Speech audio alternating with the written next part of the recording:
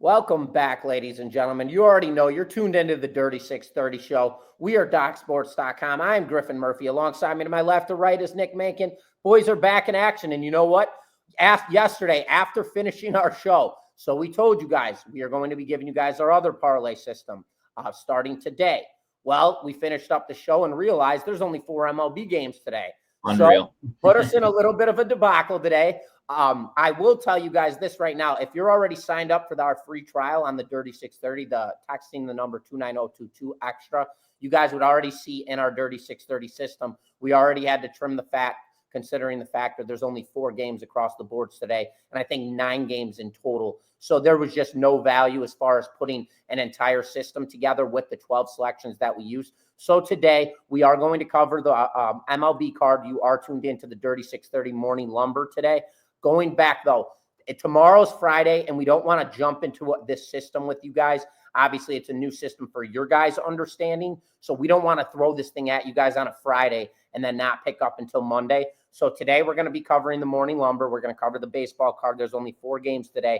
And then tomorrow we're going to also cover the baseball card. And then come on Monday, boys will still be in Scottsdale.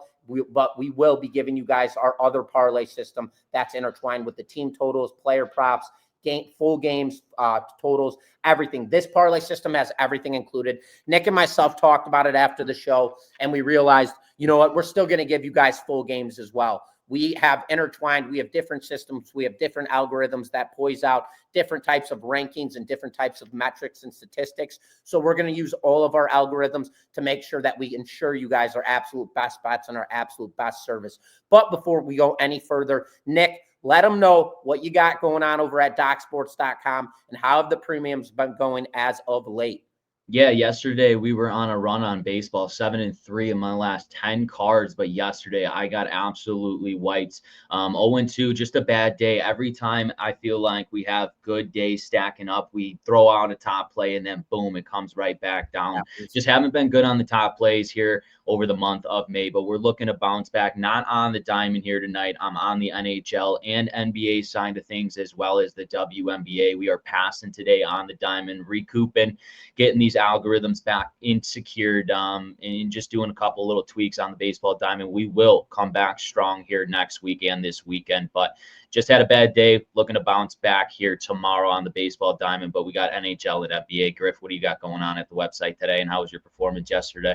Yeah, dude. So yesterday, I mean, you already know my MLB performance was absolutely terrible. I got swept across the boards. It was just a bad day. And I went into yesterday 9-3 in my last 12 MLB selections. Not my day on the diamond whatsoever, but that's okay. It happens. You get cleaned out from time to time. There's nothing wrong with that. I'm back in action tonight. I've got 2 MLB plays, but there's something I want to touch up on. I'm going to give you guys my runs across all sports right now, and then I'm going to touch up on that because I know Nick's on some insane heaters right now. I'm looking at his bio. He's up $5,050 profit in his last 38 NBA selections.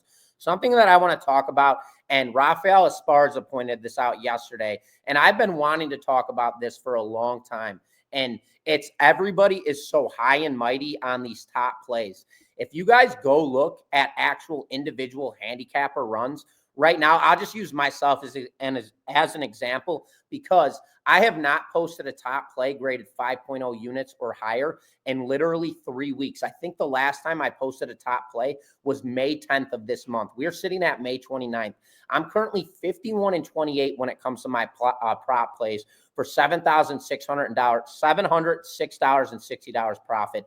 I'm 9-3 in my last 12 NBA playoff matchups for over 2,200 profit. And I'm 6-2 in my last 8 NBA plays and across all units as well. And these are all graded 1 through 4 units. So guys, you don't have to sit on that grid and wait for that 7-unit Hail Maker play come out.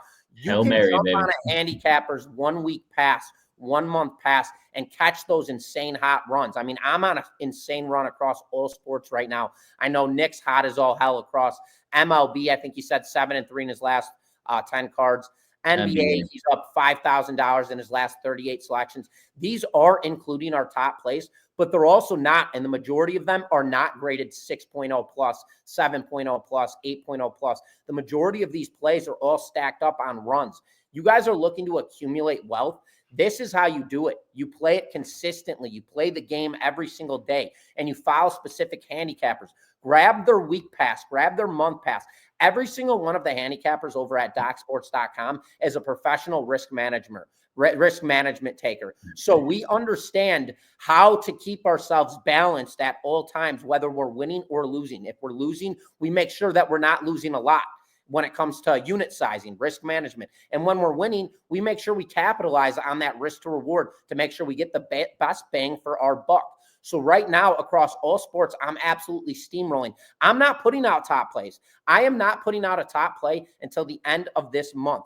MLB, that is my bread and butter sport, and I use that heavily based off of eye test and algorithms. Me and Nick have been creating algorithms for over 12 years now. We balance these things out. We weigh them out. The best analytical data that you're going to get during baseball season starts right in June. That's when you have all the pitchers who come in. That's when you have all the player versus player, hitter versus hitter. I mean, that is when you have all of those dialed in statistics and metrics that you need to get your strongest edge. So guys, quit hyping about the top plays. But when we do have top plays, don't think that for a second they're not crucial, because they are. They're huge top plays, and we obviously have huge gaps. Like for me and Nick's sake, we use an algorithm. If we have at least 3 points of an edge, 3 points of an edge, 3 runs of an edge, anything across those lines, that's automatically triggered as a top play, a 7-unit play. So it's based off of how big of the gap of our edge is. I just wanted to give you guys that rant really quick because I am tired of it. I talked to Rafael about it yesterday, and a lot of people just get so hyped up over the 7-unit play, the 6-unit play. Don't get me wrong. Those are hail makers. Those are plays jump on. Wager the living hell out of them. Cash your money. But don't sleep on the other plays too. Don't be afraid to grab a week pass, a month pass. With all that being said, on top of that, if you guys are looking to get on our premium selections, our absolute best bets for free, whether it's a daily pass, whether it's a weekly pass, whether it's a season pass, doesn't matter the situation, head on over to DocSports.com/free60. There you can go grab yourself a free $60 account. You can use that free $60 on our premium selections, our absolute best bets for free. With all that being said, you guys are here for the free play. So, ladies and gentlemen, let's get into the MLB Diamond. And Nick, you're going to kick this off. We've got the Atlanta Braves rolling into Philadelphia to play the Phillies. This is game 1 of a doubleheader. The total is sitting at 7.5. Phillies are currently favorite, -115 on the money line. Your thoughts? Yeah, this is actually going to be the second game in the doubleheader to the later game. We have my apologies. We got Chris Sale and Zach Wheeler here on the mound. The Atlanta Braves are coming into this game right now, third in the NL East. This is obviously a divisional matchup between these two, and the Phillies, they're in first place. Like I said, Chris Sale will be on the mound here today. He's 2-3 on the season. His ERA is sitting at a 3.36. He has 47.2 innings of work, 64 strikeouts, and only 13 walks. He's looking a lot more solid in his last couple starts here. And then Zach Wheeler's looked absolutely dominant, 6-1 right now this season. His ERA is sitting at a 2.42 here. He does have 74 strikeouts and 11 walks. That strikeout to walk diversification is much better on Zach Wheeler. But the one thing you got to watch out for Zach Wheeler is he likes to give up solo home runs early on in games. If he gets ahead of hitters, he will have a lot of success against these Atlanta Braves team. The Braves, they're 9-19 on the road this season. They're on a 2-game losing streak, while the Philadelphia Phillies at home, they are 17-11, 9-1 here in their last 10 games. Their offensive production, well, they're averaging almost 5 runs here per game, just under it, sitting at a 4.9. I think they do get to Chris Sale here. Chris Sale will go the distance. He'll go 6, maybe 7 innings, but I think the Philadelphia Phillies in game 2 will scratch a run off of Chris Sale and hopefully get into that bullpen where they will explode. I like the Philadelphia Phillies here in this game with Zach Wheeler on the mound in game number 2. Griff, let's look at the Athletics and the Toronto Blue Jays here. The Toronto Blue Jays are -165 on the money line. That total is sitting at 8.5. What are your thoughts on that game? It's an interesting matchup, that is to say the least. So we saw Jacob Lopez go in that outing against Philadelphia. Really? That was actually the first day that Dirty 630 went premium on the website, and we had the Phillies as on the run line as our whale bet. They were up 4-0. Up 4-0 in the 9th inning. Freaking that piece of – who's that garbage closer that came from the damn Blue Jays? He's on the field. Romeo, whatever the hell his ass is. I hate that guy. I hate him. He comes in, he absolutely atrocious. He looks like he smoked an ounce of weed before the game or before he went into pitch. Then he comes in, he walks 2 guys in a row and gives up a 3-run bomb. We end up losing that game on the run line 4-3. We still had him on the money line in the 2-team parlay. Cash that. But I've got to say, all right, Jacob Lopez, he gets to start for the Athletics tonight. The only this guy was sensational. I mean, I watched this guy. He looked like me. We're calling him Randy Johnson. I mean, who the hell is this cat? Anyways, this guy comes into this game, Jacob Lopez. He's got only 14 innings of work this season. That is an immediate incentive of a liability. You have to keep your eyes on that. I don't care how great, how Nolan Ryan, how Randy Johnson, how great this guy looked in his outing against the Phillies. He's only got 14 innings of work, a 1.57 whip, 17 strikeouts and 8 walks. Very solid strikeout to walk diversification. Not incredible, but he definitely upped that scale in his most recent outing. He's got an 0-2 record and a very good 2.57 ERA. Jose Barros gets the start for Toronto, and he's been a liability this season, but this guy he's a vet. And this guy's been in the league for a long time, and he knows when his stuff is not on, it's not on, and he knows when it's time to get it back into gear. He's got 52 innings of work, a 1.40 whip, very strong 49 strikeouts, 23 walks, a 1-2 record, and a 4.22 ERA. The problem is I would love to back the Athletics here in this matchup tonight with Jacob Lopez and how sensational he was in his last outing. But how are you supposed to back a team who's on the road in this matchup? They're playing a Blue Jays team that is currently 5-5 in their last 10 games, coming off a win. And the Athletics are currently 1-9 in their last 10 games. Guys, there's no value in this matchup considering the fact that we don't have really anywhere to go, considering the fact we don't know what Lopez is going to do. We don't know if he's going to come out and look as sensational as he did against the Phillies. So that causes immediate liability when it comes to the total. You can't mess around with the total. The only valued play here is we know the Blue Jays. We know they're at home here. We know Barros has more than capable of having great outings. They have a very strong bullpen to back him up. Can the Blue Jays execute run production? They're great when it comes to offensive batting average. They're great when it comes to getting guys on base.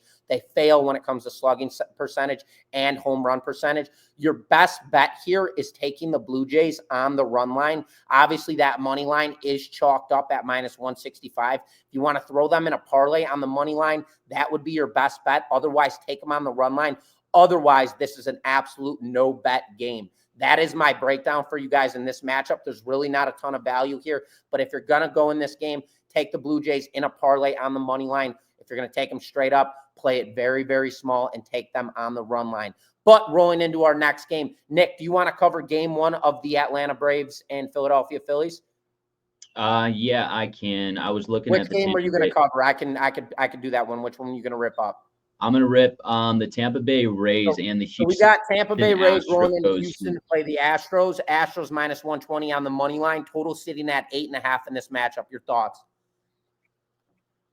Your thoughts? Yeah, so Tampa Bay and Tampa Bay and Houston here, both coming off wins. But the thing is, they don't get any rest here. Obviously, this is a Thursday game. They just got done on a week series here. The Tampa Bay Rays just beat the Minnesota Twins. Now they have to travel here to Houston.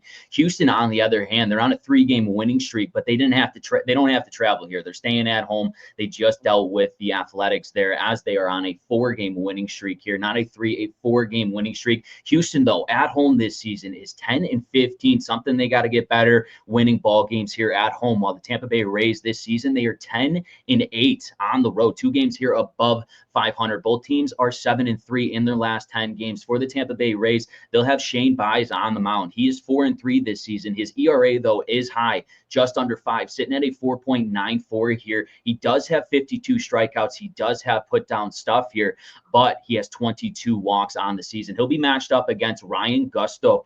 He's 3-2 on the season, and his ERA is also high, sitting at a 4.59 here. He does have 38 strikeouts and 16 walks, but this Houston Astros team, the way they've been swinging the bats here as of late has really impressed me. They are currently 3rd right now in runs allowed on that offensive side. They've been producing runs here early. I do think they get to Shane in this one. I lean towards this Houston Astros to continue continue their winning streak here at home while the Tampa Bay Rays have to travel into Houston off no days of rest. They're going to be going to their bullpen here early if Shane doesn't go the distance here. So I think it's going to crumble down the hill. I like this Houston Astros team to get it done here over the Tampa Bay Rays tonight. Griff, do you want to take that game one early, or do you want to go with Washington? Yeah, I got it.